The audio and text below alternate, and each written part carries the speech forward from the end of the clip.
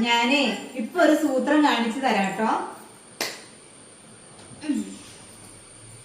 ഇത്തിരി ചോറുണ്ണാന്ന് വെച്ചു.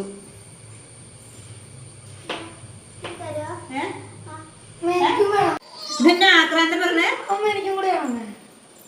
ഇതിപ്പോ ഞാൻ ഇത്തിരി ചോറുണ്ണാന്ന് വിചാരിച്ചിട്ട് ആരും സമ്മതിക്കില്ലല്ലോ. ഞാക്കണോ ഏട്ട വേണോ?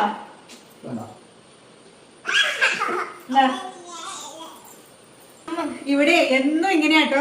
ചക്കക്കുരു, മാങ്ങ, മോര് കറി, അങ്ങനെ എന്തെങ്കിലും കൂട്ടാനൊക്കെ വെച്ചിട്ടുണ്ടെങ്കിൽ ഞാൻ ബാക്കി നമ്മള് കൂട്ടാനൊക്കെ പകർന്ന് മാറ്റി വെച്ച് കഴിയുമ്പോ ഈ പാത്രത്തിനകത്ത് ഇങ്ങനെ കുറച്ച് ചോറും ഉപ്പൊക്കെ ഇട്ട് ഇളക്കി എടുക്കൂട്ടോ.